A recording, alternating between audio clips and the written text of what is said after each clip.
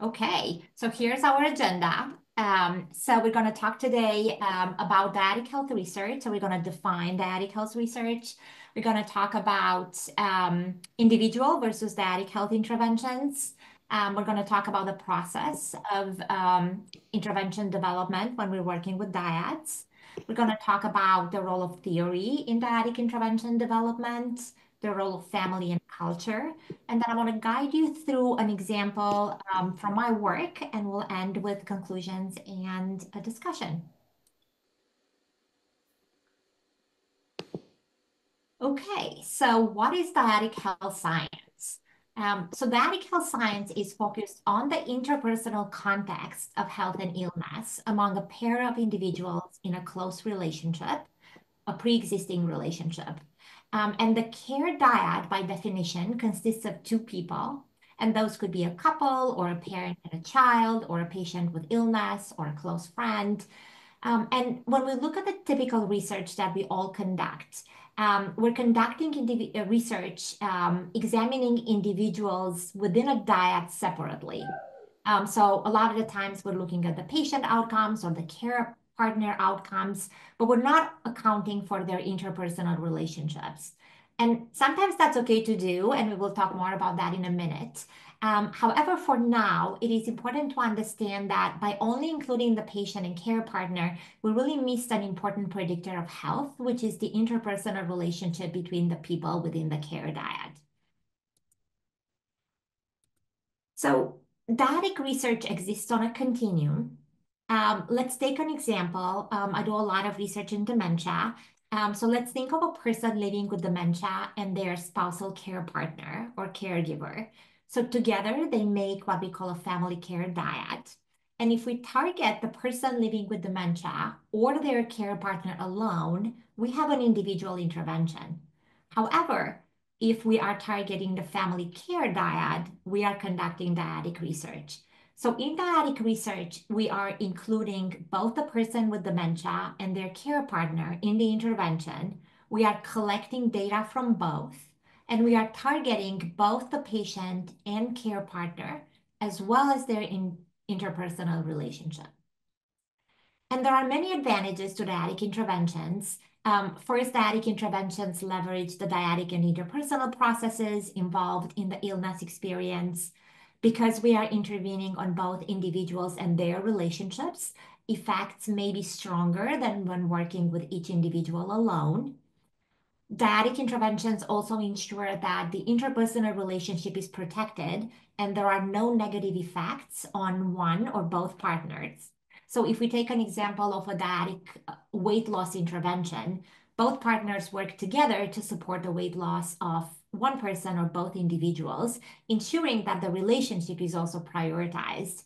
But in an individual weight loss intervention, the partner not in the intervention can inadvertently sabotage the weight loss of the other person, or the relationship can deteriorate as one of the partners changes. However, dyadic interventions are sometimes not the answer to your research question, and sometimes dyadic interventions are not possible. So how do we decide between individual and dyadic interventions? And I should say dyadic interventions are becoming very popular, and sometimes researchers jump into doing dyadic research thinking that it's cool or it's really the sort of best way to do research. When deciding between an individual or dyadic intervention, it's important to think about whether the intervention is aiming to improve outcomes in the dyad, in the person with illness, or in the care partner. And so far, we've talked about individual and fully dyadic interventions, but there are a few intervention types in between.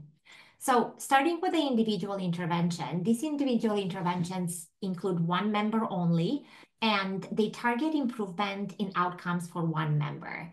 And an example is an intervention that aims to improve care partner strain or aims to improve the patient's quality of life.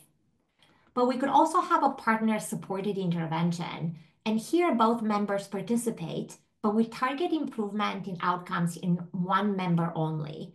So an example here is an intervention to improve patients' quality of life when the care partner is involved to support the patient, but we only target the patient's quality of life. We do not target the care partner outcomes.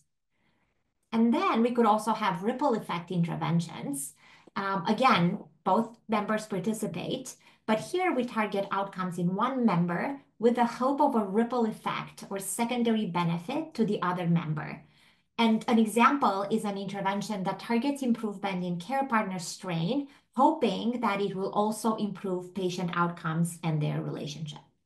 And finally, we do have the fully dyadic interventions where both members participate. Outcomes from both are targeted, most often through interpersonal or dyadic mechanisms, or also through individual mechanisms. And an example is an intervention we developed that I'm going to present later today to prevent chronic emotional distress in persons with an acute brain injury and their care partners, called Recovering Together.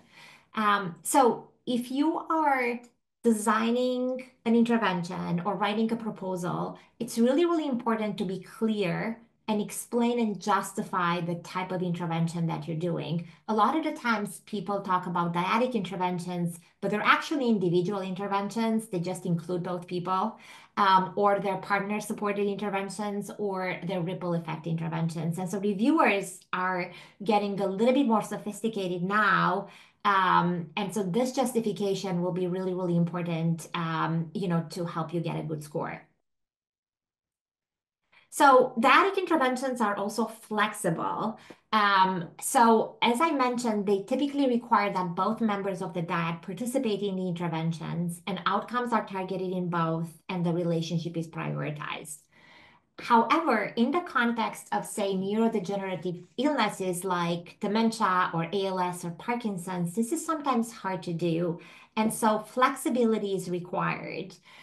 So here you could see an individual approach where only the patient participates or only the care partner participates. But you could also see a shared coping intervention or dyadic intervention or the care partner focused dyadic intervention.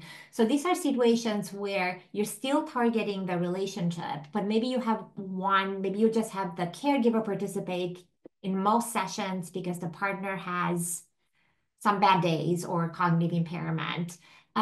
Or you are working with the partner because the caregiver is really, really busy, but you are collecting outcomes from both and you are targeting that interpersonal relationship. So the process of dyadic intervention development is very similar to the process of intervention development, for individual interventions with some considerations. So as you probably know, in order to develop an intervention, you need a framework.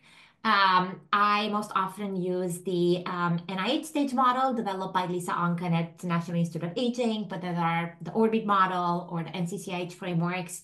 And I like this model because it provides guidance to move from an idea to an intervention that is implemented in routine care.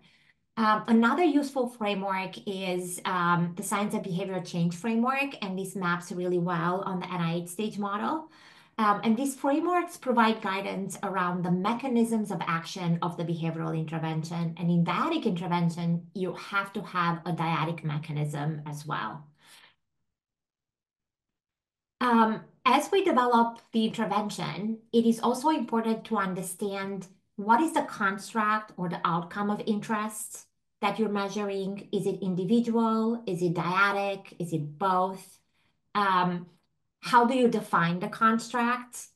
So what is the construct and what it's not, right? So quality of life, for example, that could mean multiple things based on, the theory you're using or, how you're deciding it to measure it. And so it's really important to be very clear from the beginning. It's important to operationalize the construct, be very careful with how you measure it, and also, understanding whom you're measuring your construct. Is the measure you selected appropriate given the theoretical framework that you're choosing to inform your intervention? And then how about the context of the intervention? For example, when working with dyads in an acute care setting, they may behave very differently. The dyad may behave very differently in that context versus when they return home, right? We all behave very differently in our work contexts, within our relationships in our work context versus in a family context. And all these things are really important to consider as you're developing the intervention. Something also that's really, really important to consider is the role of theory. So theory is really the crux of intervention development. Theories provide an essential scaffolding for intervention development. They directly inform the design and components of interventions, as well as the comparison or control condition.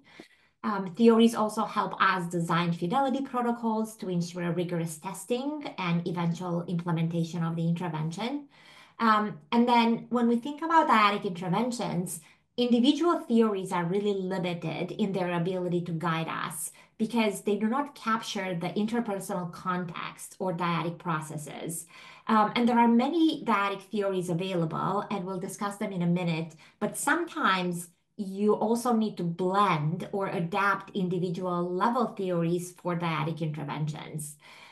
So within a dyadic intervention, you could have individual mechanisms that are informed by individual theories and also dyadic mechanisms that get to interpersonal relationships or communication that need to be informed by dyadic theories.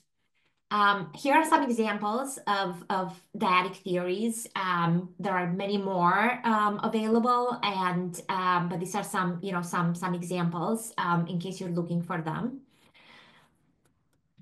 And then it's also important to consider the context as well as family cultural factors when we're designing these interventions.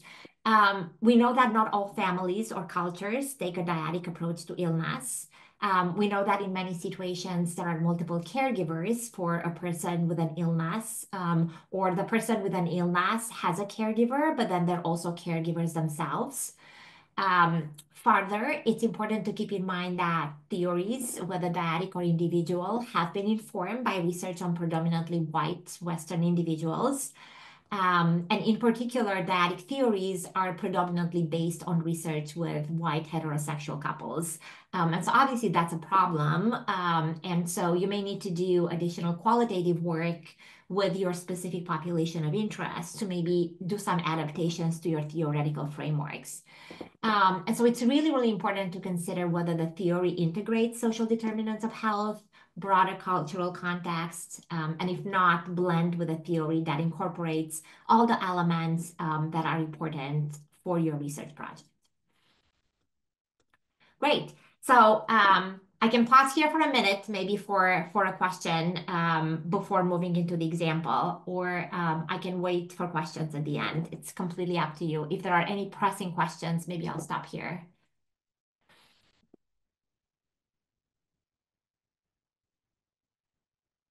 Okay, maybe I'll move on. Okay, so now that we defined dyadic health research and discussed briefly some things to consider when developing interventions, I thought I'd take you through an example of a dyadic intervention we developed to prevent chronic emotional distress in dads of persons with an acute acquired brain injury and their caregivers. And just really exciting, the intervention, which was funded by the National Institute of Nursing Research, is actually published in a manual that's going to become available in May, which is really, really exciting when you put 10 years into an intervention to actually kind of have it, in a manual and ready to be disseminated. So we used the NIH stage model and the science of behavioral change to develop this intervention. So we started with stage 0 quantitative studies. So we conducted a series of dyadic cross-sectional and prospective studies to understand the trajectory of emotional distress from hospitalizations through 6 months follow-up. And we learned that emotional distress tends to remain chronic or worsens over time in this population. We also learned that this emotional distress is interdependent between the patient and the care partner, such that my distress as a patient is impacting my own distress over time, but also that of my care partner and vice versa. And we also learned that coping and mindfulness at baseline predict the stress over time. So we use this information alongside theories, which I want to talk about in a minute, to develop our conceptual model. So you can see here that our intervention has interpersonal and dyadic mechanisms. So we're trying to improve the positive dyadic interactions as well as interpersonal communication and support. But also we have individual mechanisms and treatment targets. So we're hoping that our intervention is going to increase mindfulness, patients and caregivers' ability to cope, as well as social support. And as a result, we are hoping to improve individual and dyadic anxiety, depression, and post-traumatic stress symptoms, and down the line, improve individual patient caregiver as well as dyadic quality of life. So our findings from stage 0 provided support for dyadic interventions because we did see that interdependence. Also supported an early intervention targeting dyads who already have elevated emotional distress, right? So we didn't want to have an intervention that goes to everyone, even those who may recover on their own. That's obviously not ethical and also not economical.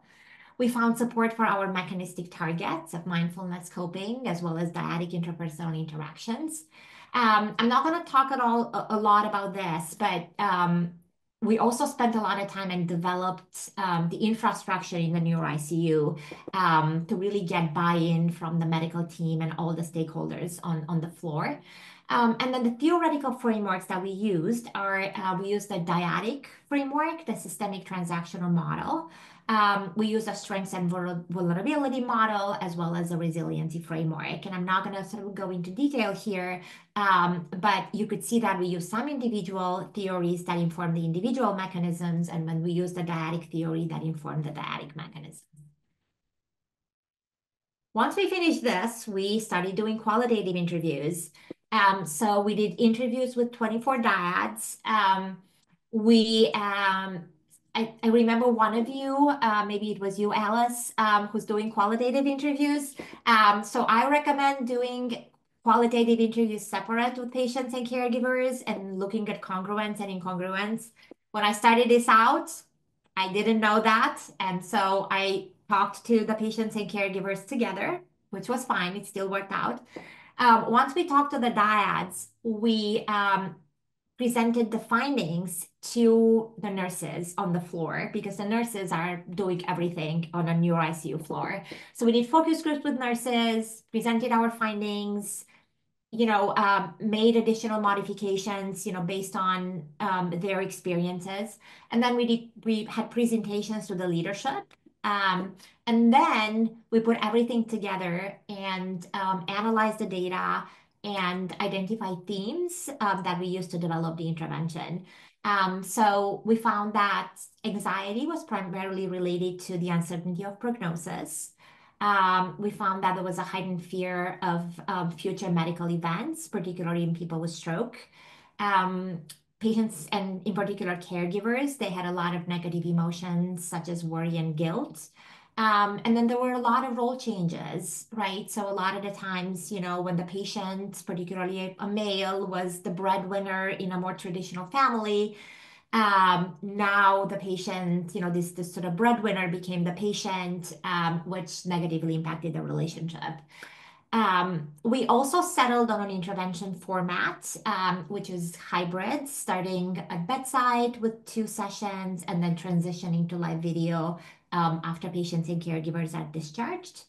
And we also found support for delivering skills early after hospitalization. So, we start within 1 to 2 days after the patient is stabilized in the neuro ICU. So this is the intervention.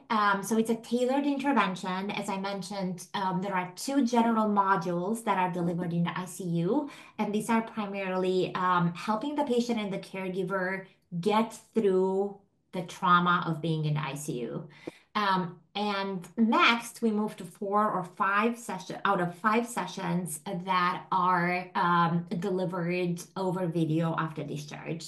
And patients and caregivers could be at home, or one could be at home and the other at work, or the patient could be in rehab. And we used simplified evidence-based skills from dialectical behavioral therapy and mindfulness-based treatments. We used cognitive skills only at post-discharge when the patient was better able to engage. And then we developed a web platform that we downloaded as an app to facilitate skill practice. Next, we did some pilot work. So we conducted a pilot randomized control trial in 20 dyads. We had sort of okay feasibility, high acceptability, good credibility and satisfaction, and definitely found evidence of improvement in our outcomes.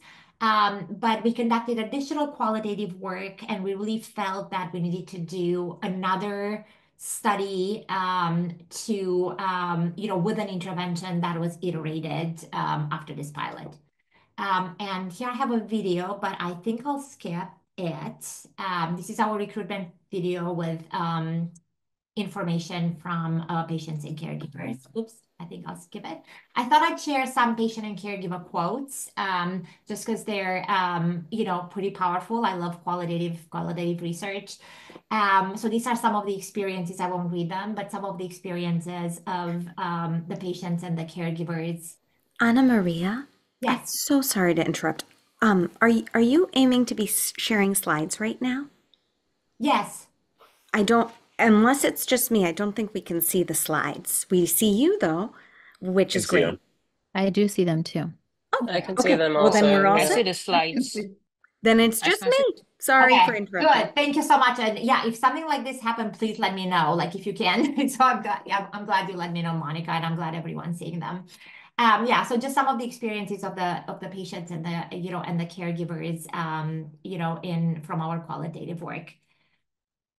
So next we move to sort of a bigger pilot study that was funded by NINR, where we found excellent feasibility of recruitment, of randomization, of data collection and adherence, high fidelity and satisfaction and credibility and expectancy. So these are those things that are very, very important to find in the early stages of intervention development. And we also had pretty strong preliminary efficacy in this data. So, when you look at these graphs, you can see that patients in the intervention in blue improved significantly more than patients in the control, which are also in blue, but in the dotted line.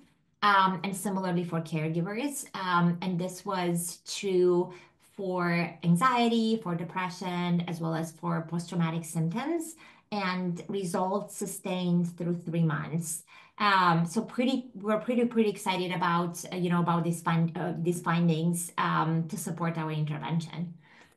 So now we are almost done with an efficacy effectiveness trial, also funded by the National Institute of Nursing Research, where we were trying to replicate the results within a fully powered RCT. So we are to recruit 194 dyads, and we have 154 already. We also wanted to include a more diverse sample. We are a little restricted at MGH in terms of the patient population that we get, but we worked really hard to try to approach all racially and ethnically minorities on the unit. We're also going to look for differences in improvement by clinical and demographic variables. We wanted to see if our mechanisms are appealing as being the true mechanisms in mediation analysis. We wanted to look at improvements that are individual as well as dyadic. We're also collecting home practice data from our patients and caregivers. This is not easy to do in the context of an acute illness, but we want to see if home practice makes a difference in improvement. And we wanted to see if improvements sustain over time. So just really briefly the recovering together approach. So really the goal is to prevent chronic distress in at-risk heterogeneous dyads, so dyads with stroke and TBI or epilepsy, any type of dyad in the neuro ICU. And by at-risk mean that either the patient or the caregiver have some level of emotional distress in order to be included in the intervention. This is a transdiagnostic intervention, so we're not targeting just depression, just anxiety, and just post-traumatic symptoms. We are targeting the emotional distress that's associated with all of this. It's a hybrid intervention, in person and Zoom, to increase access. We have a modular approach, so not a lot of people, not a lot of patients or caregivers have depression.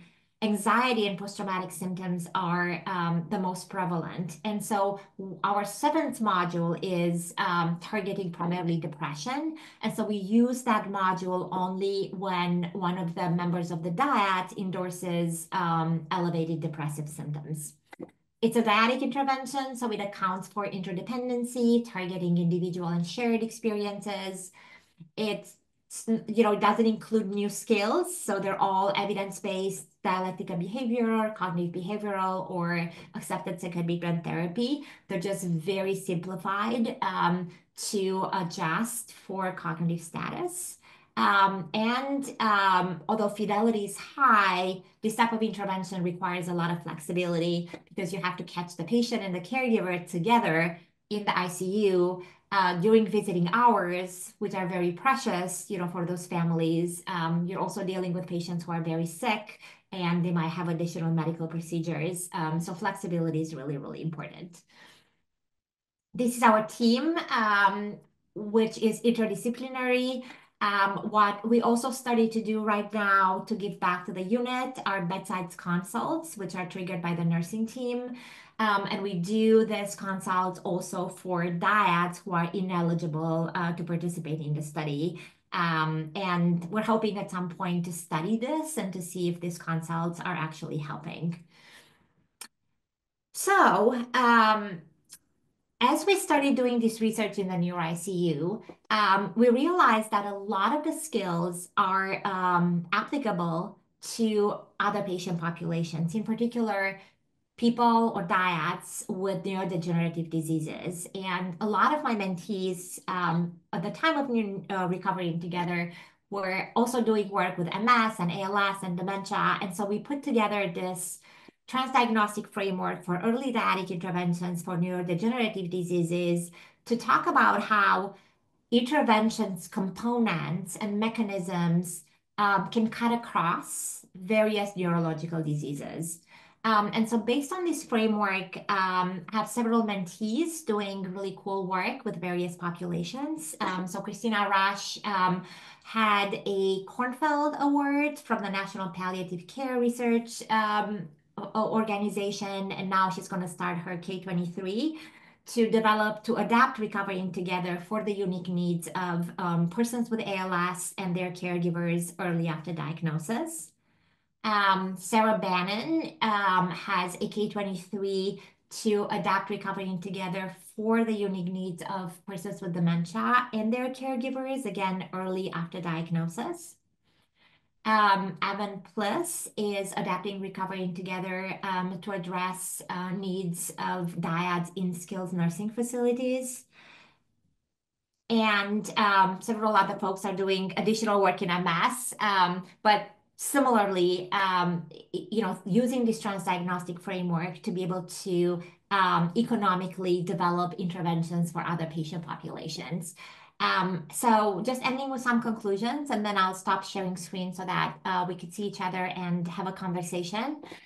So briefly, dyadic health interventions prioritize outcomes in both partners as well as their interpersonal relationship. The goal of the research decides the type of study, whether it's individual, care partner supported, Ripple, or dyadic. The NIH stage model or any type of framework helps because it's kind of like a GPS for intervention development. It really tells you where to go, and if you get lost, how to get back and get on track. Also, the science of behavioral change is really helpful. And in dyadic interventions, dyadic theory is really important to inform dyadic mechanisms. And I am going to stop sharing and happy to answer any questions.